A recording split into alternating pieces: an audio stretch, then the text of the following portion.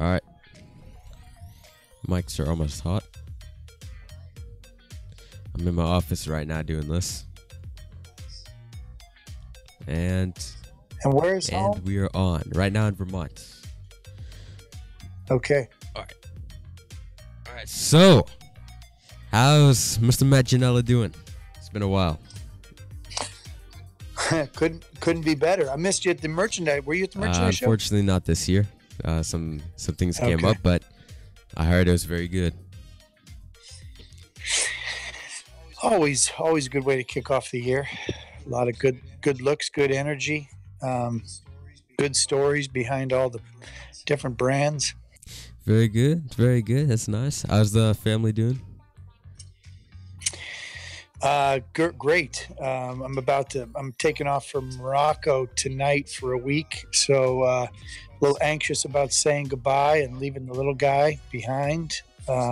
First time I'll really be gone, separated from. He's almost 9 months now, so first time I've really been away from him for an extended period of time. That's pretty cool.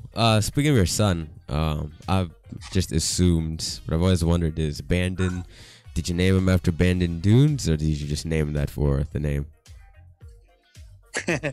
Definitely. Well, my wife and I were kicking around names, and we were pretty set on the middle name, but the first name was being bantered about, and I was kind of just spitballing. And my sports heroes are Joe Montana and Tony Gwynn, and so I thought, Montana, but my wife felt a little bit too much of a girl's name, Montana. And then Tony Gwynn, I thought, Gwynn, but that's too much of a girl's name. So I looked up on the wall, and there was something that, Bandon Dunes. I said, what about Bandon? And I thought, no chance, right? And she said, I actually like that. She nannied for a little boy when she was a couple years ago, named Landon, and so she always loved that name. And so then we looked up what Bandon meant. The purest sense of the word was, it means friend of the people, optimistic, determined.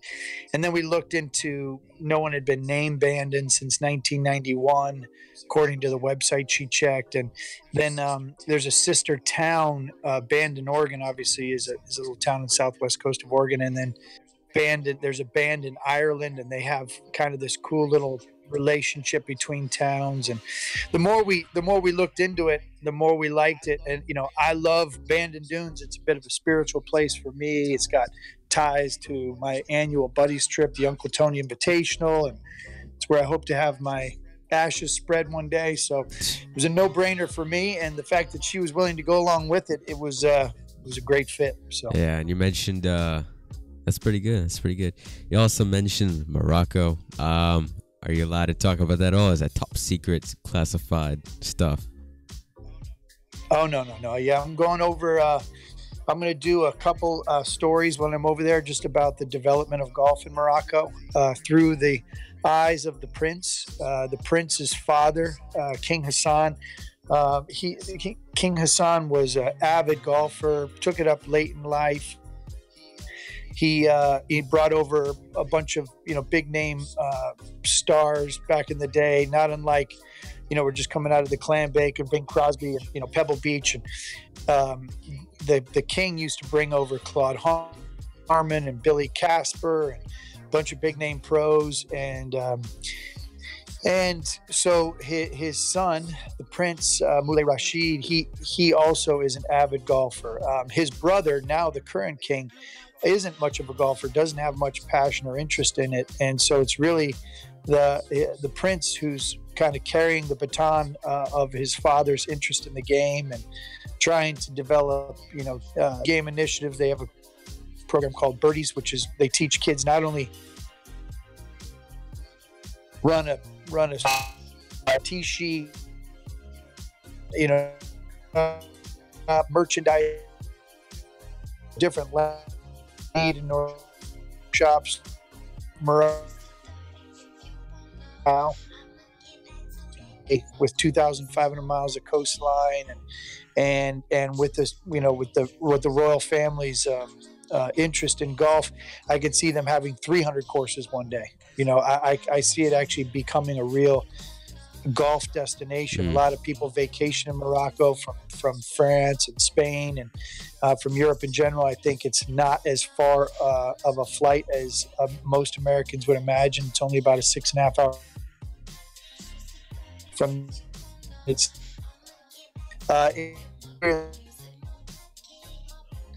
and kind of looking forward to going back.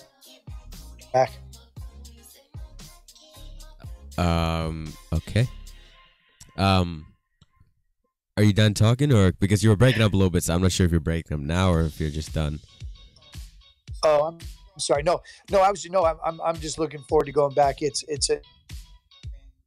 And I think the men of golf is got a signal problem.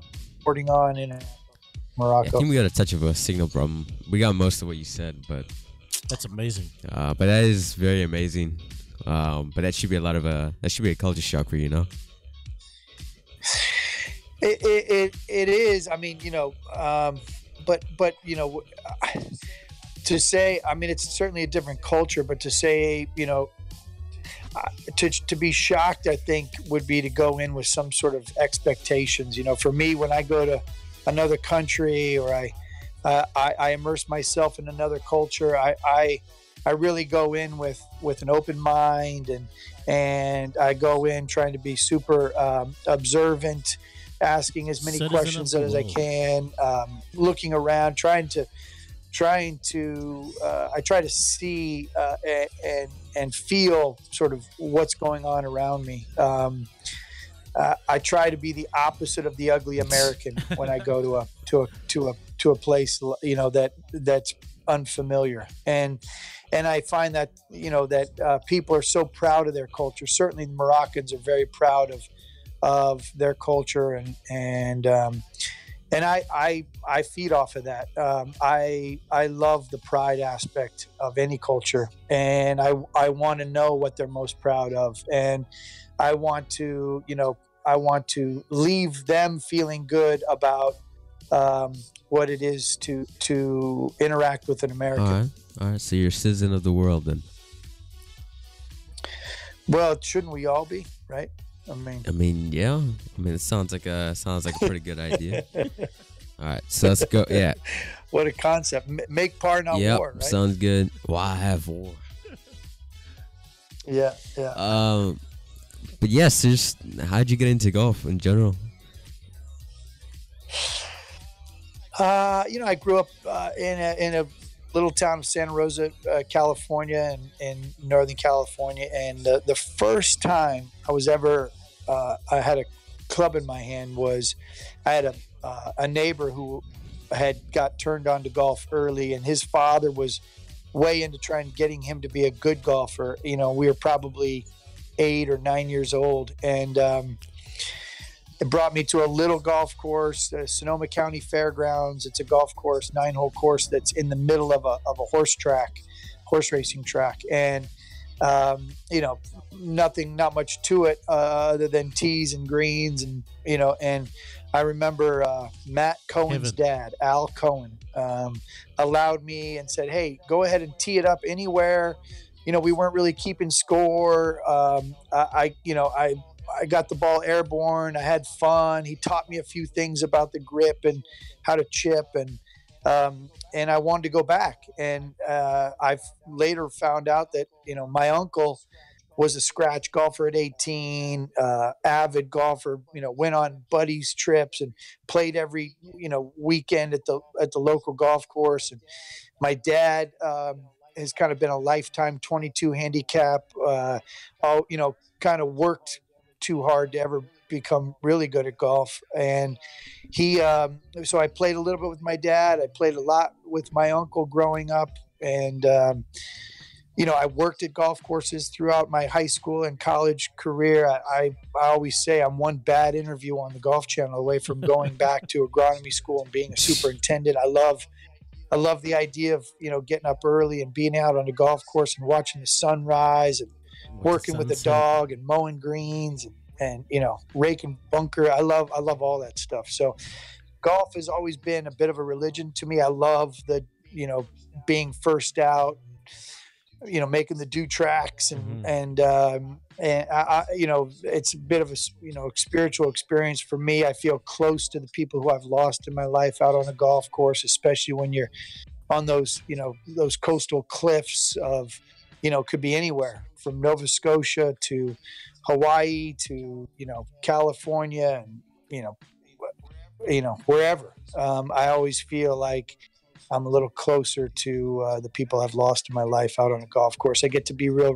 reflective and spiritual. You do know that you have like one of the best jobs in the world, right?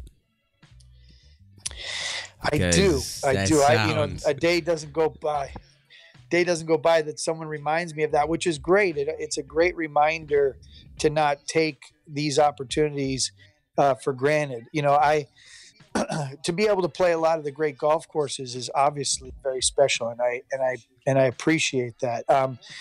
More importantly to me, especially the last 12 years of really being a travel journalist, I look at it as an opportunity to really see the world around me. I think to get paid to travel, is one of the I could have never dreamt this career for myself. I knew I wanted to get paid to follow sports, or I was going to go to Penn State to agronomy school. It was going to come down one or the other, and I got a job at Sports Illustrated as an intern, and it set me on this path that I'm on now. And it's been a blur. I'm trying to slow it down now as I now have a baby boy and found the woman I love, and building a family and kind of on this back end of my career. But I'm really just trying to take every day and appreciate it for what it is. All right. So life sounds good right now. Life's good. My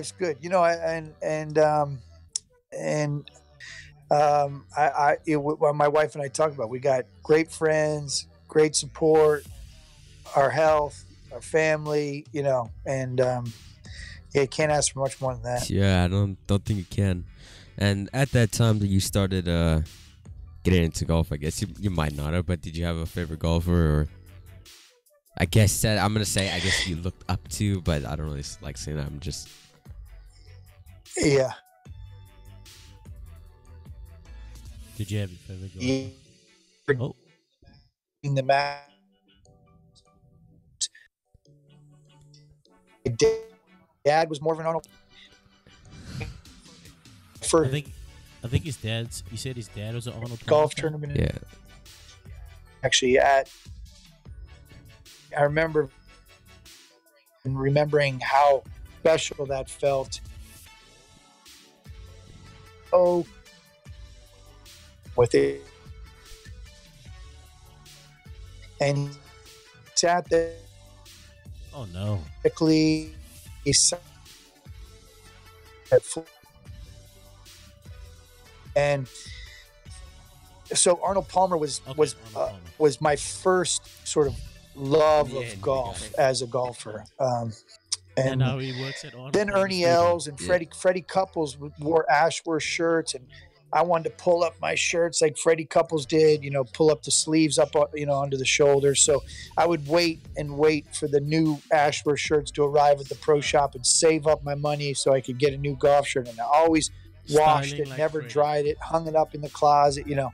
I was big into Freddy Couples, and Ernie Else was also an original Ashworth guy. And so those guys were cool to me. And to this day, I recently got to spend time with Ernie, and I still feel a little bit, it's like it brings me back to my younger years of kind of looking up, as you say, to golfers, just how they carry themselves. All right. And now you're working style. Yeah, now you're working in Studio AP as well. So that was that's amazing, right? And I say that all the time. I mean, can you imagine as a kid, my first autograph, Arnold Palmer, and then, getting a chance to actually meet Arnold Palmer, work at the Golf Channel, something he started, trying to help shape the game that we know and love from, a base of Studio AP. It's just all it's been a dream. It's all been a dream. Yeah. Really. So, when did you think that you wanted to be or when did you know that you wanted to be a journalist? Like, we all know you're a travel journalist now, but when did you think you wanted to actually put all your energy into that? Well, when I felt fortunate to know early on when my college, even in high school, I wanted to be a radio broadcaster. I wanted to be a play-by-play announcer. My real goal early on was to be the play-by-play announcer for the San Diego Padres. I was going to take Jerry Coleman's job. Eventually, that went to Dick Enberg. So I was, went to another legend. But I used to make tapes in a tape recorder at the end of the night when I was young, maybe, 11 years old, 12 years old. And I would create, scenarios of a baseball game. I'd do starting lineups. I'd make up a game between the Giants and the Padres. My dad liked the Giants. I liked the Padres. And I would end the game and leave the tape by my bed. And my dad commuted to San Francisco every morning. He would grab the tape and listen to the game on his way on the bus in the morning to work. And I would create dream scenarios, and the Padres almost always won. Every now and then, like on his birthday or something, I'd let the Giants win, and say happy birthday, Dad. But I went on to work at radio stations in Santa Rosa, California, KSRO. I worked at a jazz station at Long Beach State my freshman year in college at KLON, doing news updates. And then I worked at KSMC in St. Mary's College, Northern California, called all the basketball games, men and women, called football games at St. Mary's. I was able to play golf at St. Mary's. So I was traveling back then with all the teams and broadcasting the games back to campus. And so when I got out of college, my goal was to try to find a job in broadcasting. I had a mutual friend at ESPN. I thought, I'd go to the East Coast and maybe work for ESPN, be a Sports Center anchor, and ended up landing a job through a family connection of my uncle who knew the director of photography. I ended up getting an internship at Sports Illustrated's photo department. And long story short, ultimately ended up getting a job at Sports Illustrated and passing on the idea of being a production assistant at ESPN because Sports Illustrated was in New York, not Bristol, Connecticut. It looked like they would give me a little more security and better money than ESPN. So I went down the road of being a golf photo editor at the Milwaukee golf photo editor at Sports Illustrated. Was Tiger Woods' first week as a professional on the PGA Tour. Yeah. So his sort of coming out, hello world, I just happened to be there for the opening act. Ooh. And I caught lightning in the bottle, just like so many other people in the golf industry, with this surge of interest in the game. All of a sudden I'm sitting there, I'm the photo editor. And, I'm all and he's one, playing this week? They had started a Golf Plus section. They were doing cover stories on Tiger Woods. So I was in a great spot, but I also realized while being a photo editor, what I really loved doing, not only just producing photo shoots and picking pictures and covering the tour and going to major tournaments, I loved reporting. I loved asking questions. I loved helping tell the story. So when I was looking at Sports Illustrated reporters at the time, all of them were coming out of Columbia University. So I applied to Columbia after 6 years as a photo editor at Sports Illustrated in New York, thinking, well, I'll see if I can get into that school. They accepted me. I got into Columbia Journalism School. At that time, I was 28 years old, going back to getting a master's in journalism. And I could only do it part-time because I was working full-time at SI. And then while I was at Sports Illustrated, my first semester at Columbia, I got hired at Golf Digest and Golf World magazines to be the director of photography. Wow. So I make the jump from SI to Golf Digest and Golf World in the photo department, but still working to get my writing degree at Columbia. Took me about 2.5 to 3 years. Graduated in 2003. I had this expensive piece of paper on my wall, and they would occasionally let me write report from from major tournaments, shag quotes or help Tim Rosafort or John Hawkins or anybody Legends. Jaime Diaz was at that time. So I was learning from a lot of great writers and reporters. And meanwhile, getting my degree at Columbia. And in 2006, when they wanted to overhaul their travel department and travel coverage of Golf Digest and Golf World, they offered me the job as a travel writer, allowing me to make that jump out of photography into writing, and really set me on the path that I am now. Yeah, and that's Wow. A lot of chain links there, my man. Yeah, so I mean, here's my dad, who worked 41 years as a civil engineer, Bechtel Power Corporation, traveled the world, one job, one company. Here I am, I've been, this is my third job, from photo editor to writer to broadcaster now, and from Sports Illustrated to Golf Digest to Golf Channel.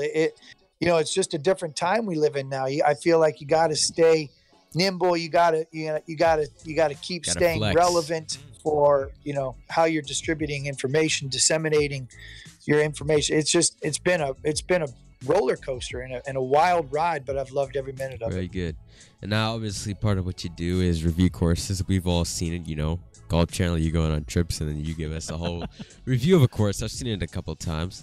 So when you do go to a new course, what are the things that you look at to help you review that course? What makes it special? And what makes the course special as well? If you are talking, I think you're... Hello? Hello, can you hear me? I heard you take a breath and then, Uh-oh. Do you want to cancel and then try yeah, to call back? I'll call you again. I'm going to leave. Stay nimble, distribution to information. It was so funny. He took a breath and then he just... All right. You here? Hello? Hello. No. All right, I'm gonna type. Let me call you. And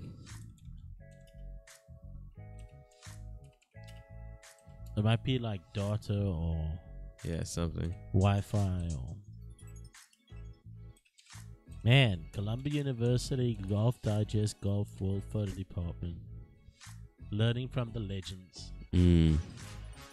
And he says, stay nimble.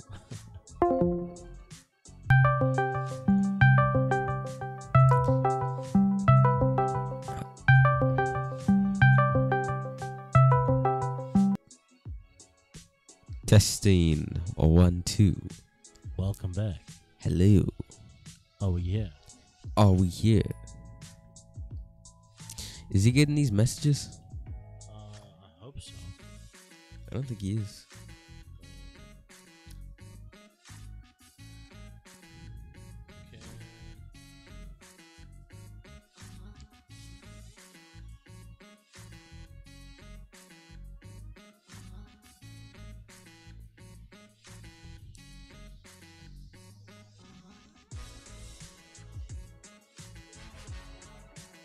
Okay. There he left. I'm gonna call him.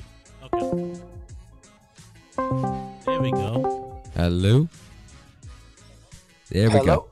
Sorry about the drop. Oh, I'm so sorry. For some reason, the call came in and I guess it disconnected us. I just hung up with them, but sorry about that. Yeah, no problem. It's probably the prince. It's probably the prince, dude. Prince is a really sweet guy. He's in his mid 40s. Also recently got married. Also has a young son. So we got that in common. That's about it. We love golf. That's about All it. right. Yeah. So I think we're talking about what are the things you look at? Yeah. Oh, yeah. Reviewing a course. I think for me, it's all about. It's not just about my experience. It's not just about what I see.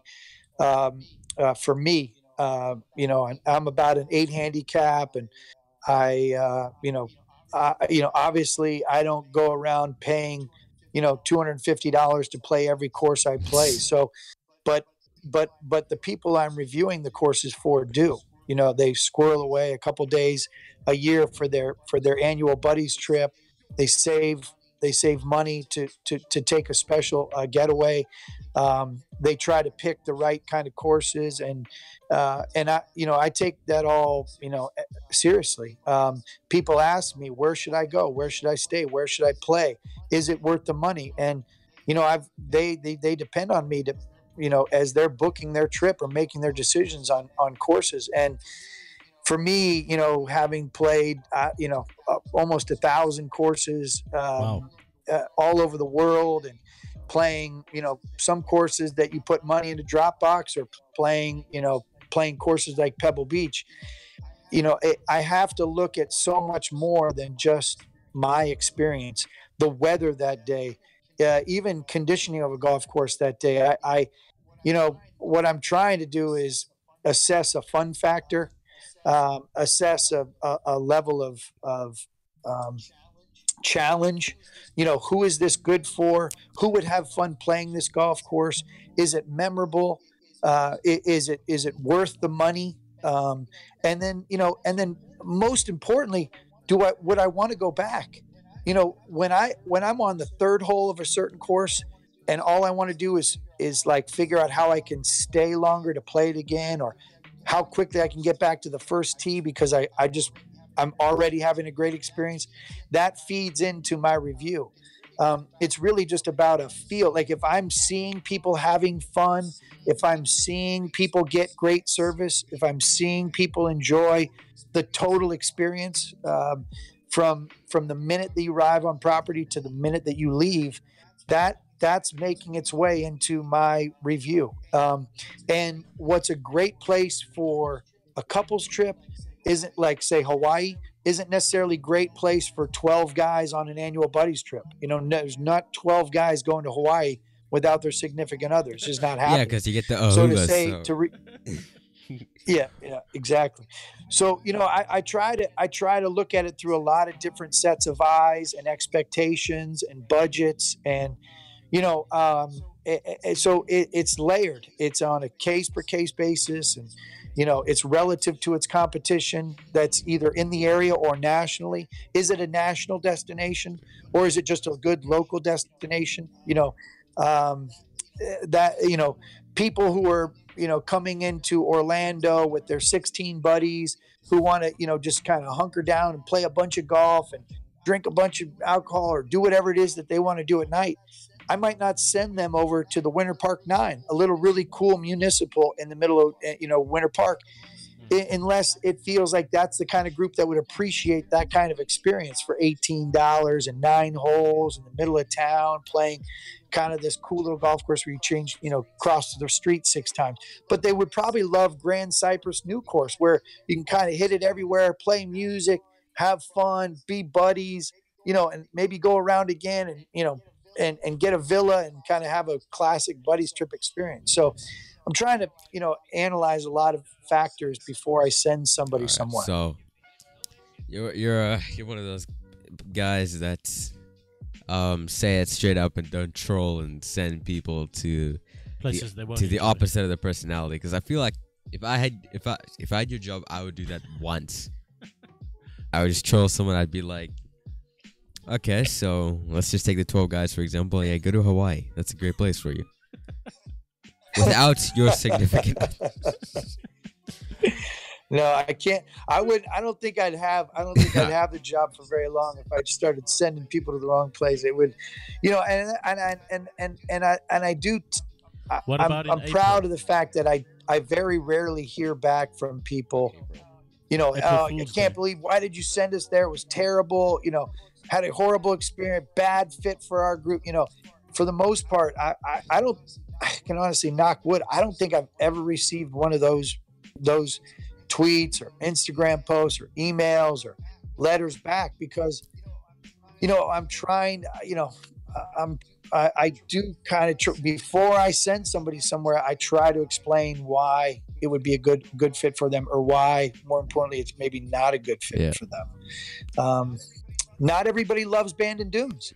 If you're a group of guys who's desperate for nightlife, you only want to play one round a day, you like to take carts, you're that kind of Bandon Dunes is not for you. I'm sorry. Don't go. 36 a day life. If your wife wants to go and she wants a lot of off-course activities with a lot of shopping and food or spa treatments or she's not an avid golfer, don't go on a couples trip to Bandon Dunes. Not for you. Now, for my group of guys that want to play 36 a day and want to hang out with each other and be around fire pits at night and have a good meal at the end of every night and spend very little time in our room, but a lot of time with each other and hanging out, putting courses and short courses, and all we want to do is play golf for 4.5 days, then Bandon Dunes is for us. All right. 10 rounds a day, 10 rounds for the 4 days. 10 rounds for that 4 days. Feels good. Say that again? What is it? I was just adding on to something, but anyways. I mean, yeah, obviously, like you said, you play and review a lot of courses, and I'm sure you have to have a worse experience while reviewing a course. Oh, crap. Breaking up or what? Hello? He's going to say this is the worst experience of an interview. Maybe they Prince phone back. I think he thinged again. DC'd.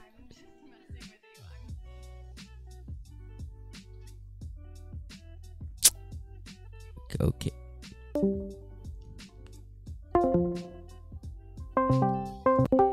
Hello. Sorry, I lost you again. Ask that last question one more time.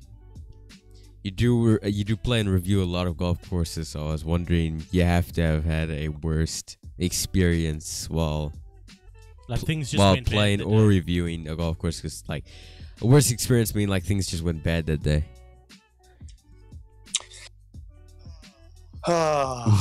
No bad experiences. No, and this is my general rule I have as a critic, as someone who reviews something. My general rule is shine the light on people or places or things that are doing it right, and kind of ignore the people, places, or things that are doing it wrong. I try to tell people where to play instead of where not to play. So, I've had a couple bad experiences. I've had some situations where I've thought to myself, boy, that, they're going down the wrong road. They're charging way too much for not a good experience. I'll be honest with you, and this is not politics. This is nothing. But Doral Blue is not a good experience for me. I don't send people to Doral. It's a $500 golf course. Wow. You lose a lot of golf balls. Airplanes are flying really low, right over you as they're on approach into the Miami airport. It's unsettling. It's loud. It's hard. It's flat. It's not memorable. And that to me I always say the problem in golf isn't that people charge $500 to play golf. The problem for me is that some people charge $500 to play golf and don't deliver on a $500 experience. Pebble Beach is that's the top of the market for me. Now, we set the market because we, being consumers, decide, if we're willing to pay that number. So if you're willing to pay $500 to go Pebble Beach, there's the reason why they charge $500 is because they can get it. It's a packed tee sheet. If Doral can charge $500 and get it, more power to them. If I'm choosing $500 between one or the other, I'm going to Pebble Beach. And sometimes I walk off certain places and I go, wow, they're charging way too much for that experience. That's not worth that experience. That's not worth the total, and I'm talking about everything, the total experience. And I've come across it quite a few times. And either when I'm leaving, I say, hey, I'm sorry, I'm not going to include you in this review, or I think you've got problems. I think you're going to have issues. But they usually find out for themselves by ignoring them as a coverage and not promoting them as a place that's doing it right. then I'm probably not the only one choosing to ignore them going forward. I'm probably not the only one that gets that experience where I don't want to go back. I don't want to extend my stay. I don't feel, because this is a buyer's market. There's too many good experiences that we can have as golfers and traveling golfers to spend time at a place that's not welcoming, good value, and a memorable experience. Yeah. They're everywhere now. It's all about the experience nowadays. And I'm gonna assume that your favorite golf course is Pebble.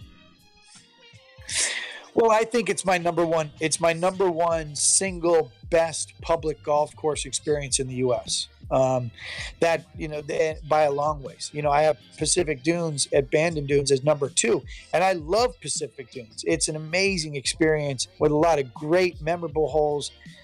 In a beautiful part of the world with no houses. It's a great experience. The whole thing, the walking, and the caddies, all the various, short fours and the long fives, and it's all there. Yeah.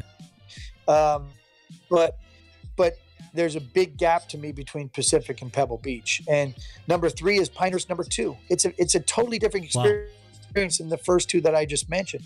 Inland, prestigious, host of the North-South, of, a decorated amateur event, and the U.S. Amateur, and U.S. Open, men's and women's. Pinehurst, the cradle of American golf. It's, so that to me is a special experience. It's unique. It's Donald Ross's best of his portfolio.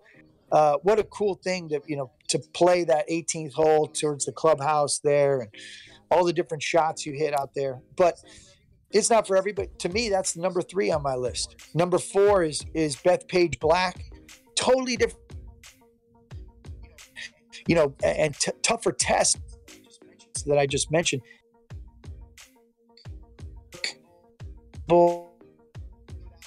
Get out. Remember, you don't see any in the golf course for them, but you're out there on your own experience. They keep it in great condition. They spread out the tee time. Again, whole experience. Number 5, Whistling Straits. Number 6, Pasatian.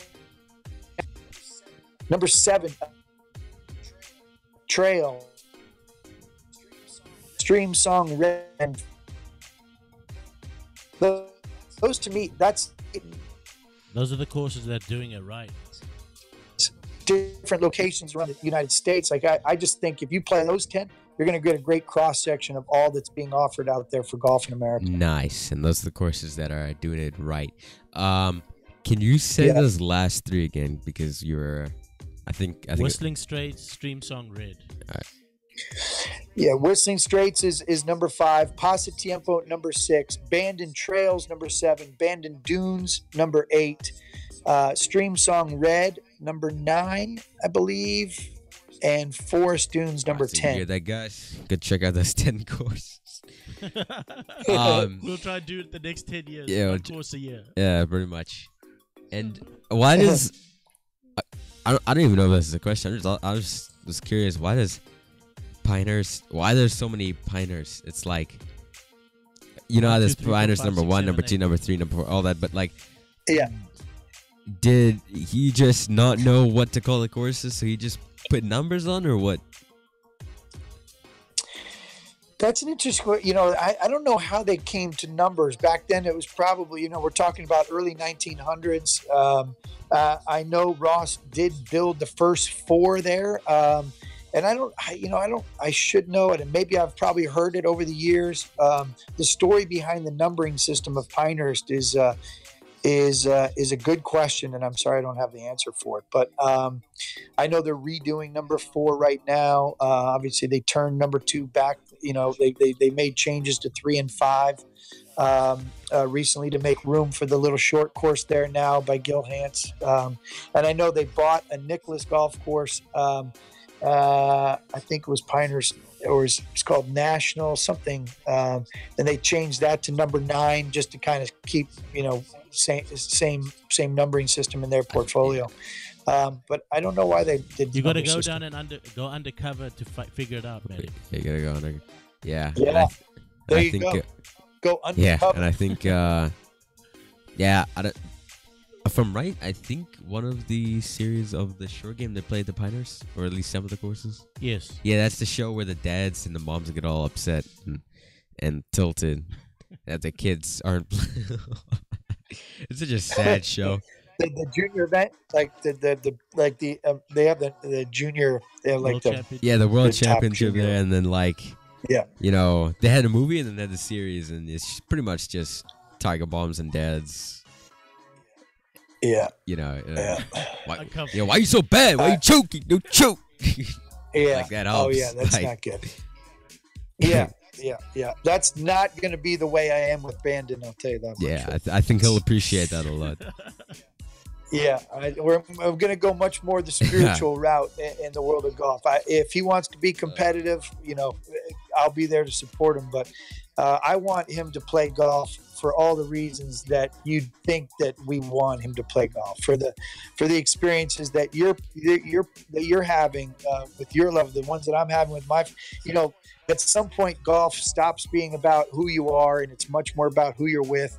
And in some special cases, you know, you can be with your favorite people at a favorite place, and that's where that's what we all really strive for. But at the end of the day, I'm perfectly happy at the Winter Park 9 or Goat Hill Park or the Loma Club or Coronado or the old Bracken, San Antonio.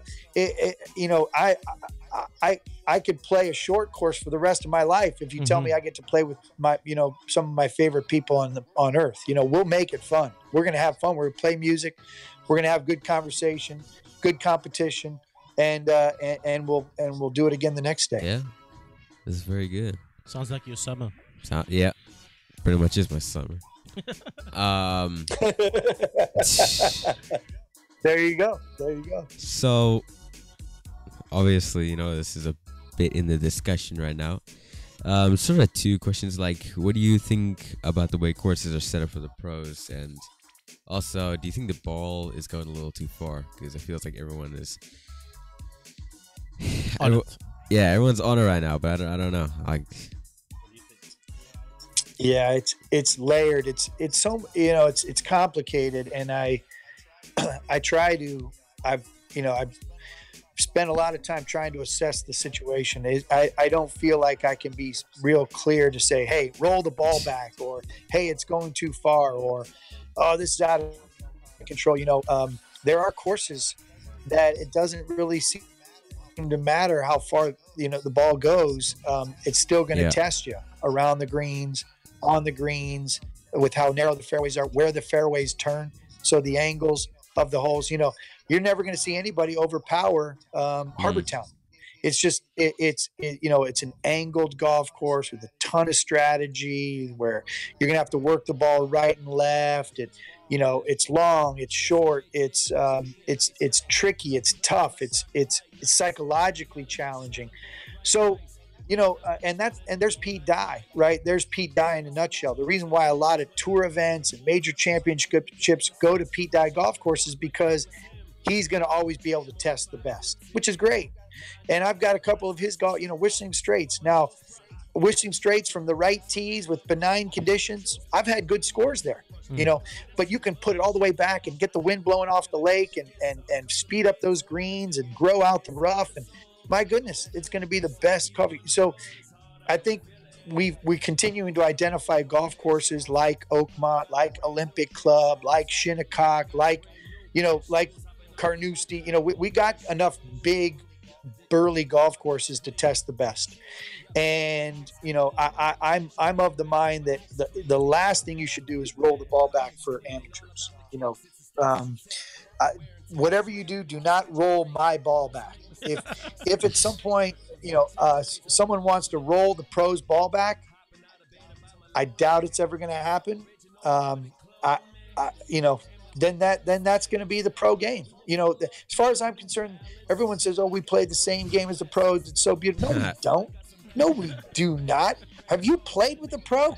You do not play the same game as a pro. I'm sorry. Yeah, kind of. I mean, I could go out, you know, at Wrigley Field and hit a ball around, but I don't play the same game as the pros do in baseball. I can go to Madison Square Garden and shoot around and play horse or 3-on-3.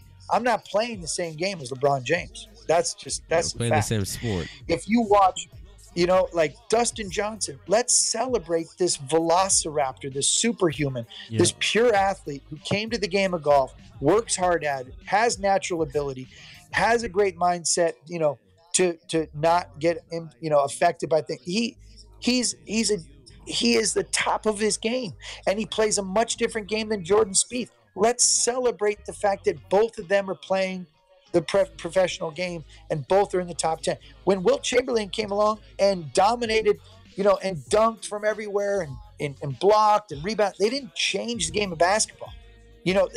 Let's celebrate Wilt Chamberlain of golf, and that's Dustin Johnson. Let's celebrate these guys. These guys they work at their craft physically, mentally, spiritually. They're amazing. Let's go appreciate it. That's almost like people just want to find something to hate on. The last thing, Dustin Johnson drives it 430-yard par 4 and hits it to 2 feet. And instead of like, whoa, amazing, it's awesome, it's like, oh, roll the ball, this is terrible, bad for the game. Hey, a guy went out and perfected his craft, is at the height of his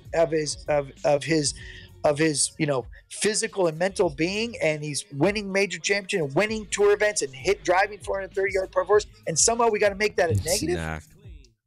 No. Let's not do that. That's no. But not for me. There's enough people doing that. Great. I'm not one of them. Yeah. No, we don't need to do that. So this is not really. Yeah. All right. I'm just laughing, man. I'm laughing at some just. Anyways, man. So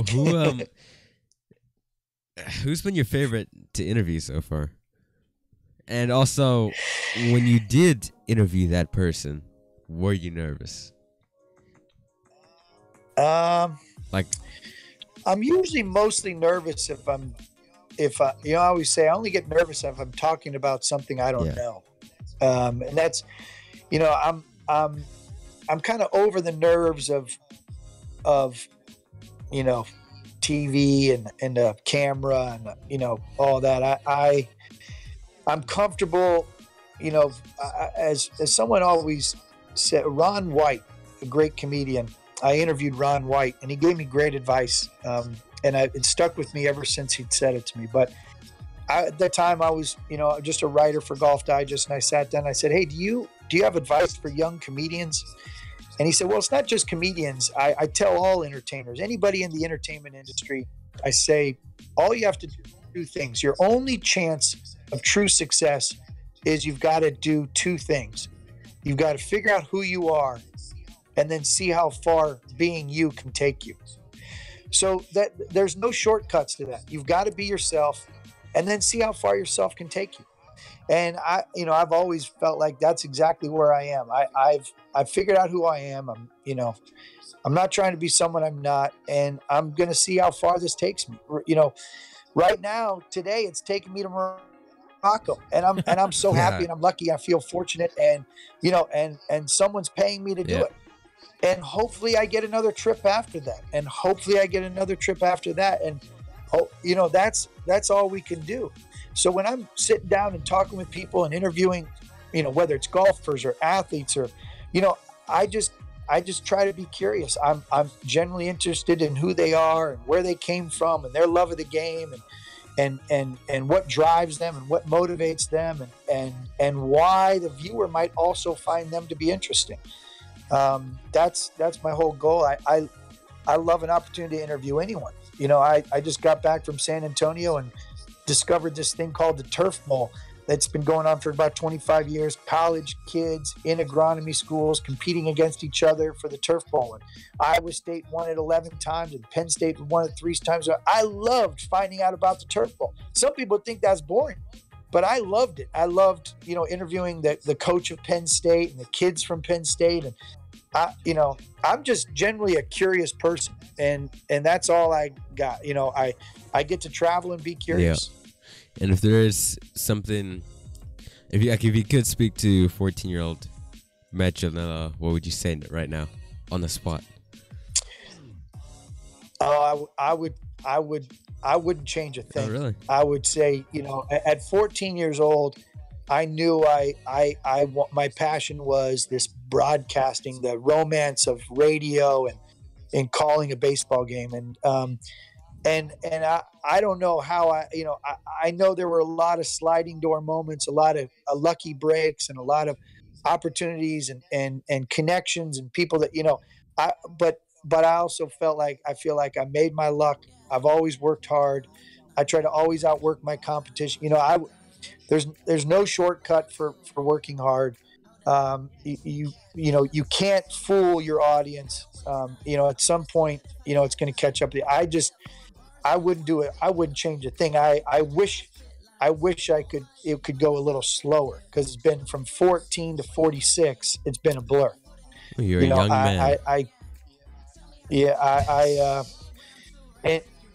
And my little guy has been with me. He's been on 70 planes. He's been to 19 states. He's been to 2 countries. And I started him an Instagram account, Matty, because he's not going to remember anything. He got to meet Wayne Gretzky, and he's been to Pinehurst and Pebble Beach and Sea Island and Bandon Dunes. Yeah. And I started an Instagram page because I want him to go back one day and see the breadcrumbs of his life, the visual breadcrumbs, and say, it's almost like a diary, right? I look at Instagram as my diary. I'm creating a visual diary for my little guy to say, hey, look what we got to do together before you even were able to remember it, and hopefully he appreciates it. I've appreciated having him along for the ride, and it's kind of started a whole new chapter of my life, seeing the world through his eyes and not just my eyes. And it's meant a lot to me, and I can't wait for the days and months and years to come. I can't wait where I get to actually walk down the fairway with my son as we play golf together. What a cool feeling. Yeah, and I'm sure he will appreciate it very much. And I hope so. Listen, man, we all know you're a modest man, but for this last question, you need to take all that modesty out, because we need you to answer this as truthfully as possible. When did you realize that you were great at what you did? Boy, I don't know that I've realized that yet, to be totally honest with you. I realize it now. Well, here's what I will tell you. I was coming up from the Kentucky Derby, and I'm trying to remember what year. It was the year Cavanier won the Kentucky Derby. So whatever year that was, it might have been 1997 or 98 or something like that. And I was the horse racing photo editor for Sports Illustrated. And I've gathered all the film after the race, and I'm flying it back to New York, where they were going to process the film, and then I would edit the pictures the next morning. So I was there, and I was on the inside circle, and I was firing a button that fired off all these cameras for a photographer called Bill Frakes, and I, a young guy. So I was probably 25, 26 years old, and I'm, still trying to figure out what it is I was doing and how I was going to do it. And on my flight back was the winning jockey, Jerry Bailey. And Cavanier finished second, and Cavanier had lost to Jerry Bailey. And was it 97? No. 96. 96. We checked it on Wikipedia. Oh, it was 96. Okay. So I started Sports Illustrated in 95. I was still a year there. And on my plane, and we had a layover like in Cincinnati or something on our way up to New York, because Jerry Bailey was based at Belmont in New York. So he's got the bed of roses. He's with his wife. He just won the. No. And you get an hour layover here. I asked Jerry Bailey sitting there with his wife in the front of the plane. It was just a little commuter jet. And I walked off, and I thought to myself, oh my God, there's Jerry Bailey. I have an opportunity here to go back and ask him about the race. It came down, it was at the wire. It was a photo finish. He came on the wide rail, and Chris McCarron had ridden Cavalier that year, and they started shouting at each other back and forth right as they crossed the finish line. You got it. No, you got it. No, you got it. And so I gathered up, I think I probably ordered myself a drink. I gathered up a little courage, and I went back on the plane with an empty notebook and a pen. And I said, excuse me, Mr. Bailey, my name is Matt Ginella. I'm a photo editor for Sports Illustrated. I got all the film from the race. Congratulations. Do you mind if I ask you a few questions? And he said, sure, no problem. And his wife moved away, and I got to sit down next to Jerry Bailey, and I asked him, what was it like? Why'd you take the outside rail? What'd you say to Chris McCarron after the race? And he just gave me all these great information. And he said, oh my God, you're going to be the next Bill Nack. And Bill Nack is one of the... Oh, come on. Yeah, are you there? Yeah, you were. So Bill Nack, and Jerry Bailey says, and so I take this, I had this notebook full of information. And I said, Mr. Bailey, thank you so much. I appreciate it. And now I go back to my seat on the plane, and I'm like, what do I do with all this information? I called back. I called back to the office, and I said to my boss, I've got Jerry Bailey just gave me this interview. What should I do? And he goes, well, don't call me. Call Bill Nack. He's writing the game story. So he gave me Bill Nack's phone number, and I called Bill Nack in the hotel room, and I gave him all these nuggets that I got from Jerry Bailey, what he said and why he took the outside rail. And sure enough, that week, the game story comes out. The story Bill Nack wrote about the Kentucky Derby there used all my quotes. At the start of the story, he uses my scene and quotes from Jerry Bailey. And the editor of the magazine came up and thanked me for getting involved beyond just bringing the film back and editing the pictures.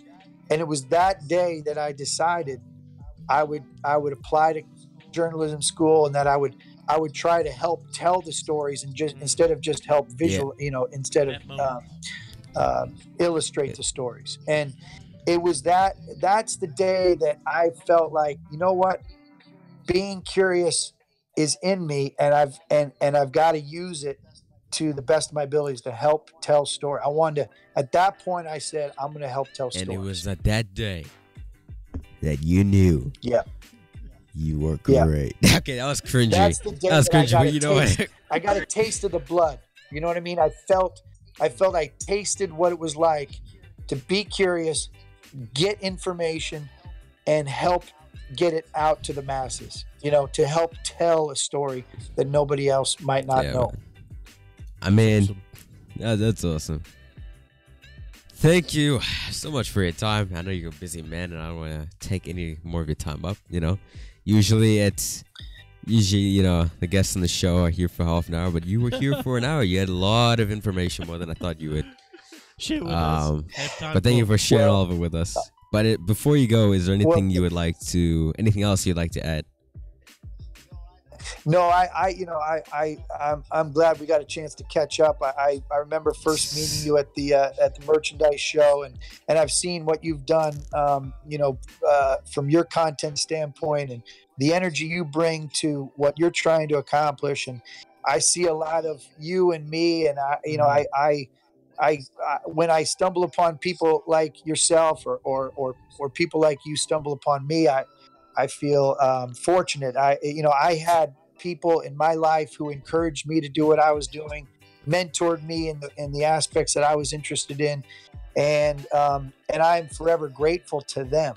And for me, this is an opportunity to pay it forward and make myself available to other people who are curious like I was at your age, and had energy and ambition, and you bring such positive outlooks to the world of golf, and I will do everything I can to help someone like you, find and discover your dreams and goals. That's what this is all about. And golf is the vehicle for that. We've met each other through golf. I've met so many influential people in my life through the world of golf. And when I say we are all in this together, I mean it. We as an industry are all in this together. We need to always be shining light on people who are doing it right and ignoring people who are doing it wrong. We need to always make ourselves available for people who have good ambition and interest in the game and are trying to shape it in a positive way, and let the other people, sort of move their way down the river. Yeah, it's pretty deep, man. Thank you for joining us today. It's and true, by the way, true, yeah, I safe believe it. trip. And when you first met me, like, I was like an itty bitty and a punk, much more manned up now. So I can hear. you. I can okay, hear. don't go to the whole voice thing. That's just cringy. But what up? It's your boy Andy. Yeah, get that out of here, man. All right, thank you very much, man. Appreciate it. All right, appreciate it. You're the best, buddy. Let me know if there's anything I can do to help, and I'll catch you down the road. I'll see you sometime. We got to play. Yeah, we sometime. will. Go. But safe travels to Morocco. We're gonna play. Okay, if you're ever in Orlando and you want to stop by Studio AP, AP let definitely me will, know. bro. And we'll go play the Ooh, WP9. sounds good. All Okay, right, peace. buddy. Take care. All right, bye-bye. All right, Birds. Now it's the interview with Mr. Matt Ginella. You catch him every day live on Catch the him Golf every Channel. day live. Not every day live on the Golf Channel. But you up a Buttahs, keep chasing yours. I'm gonna keep chasing mine. Holla at your boy. Peace up, a Buttah.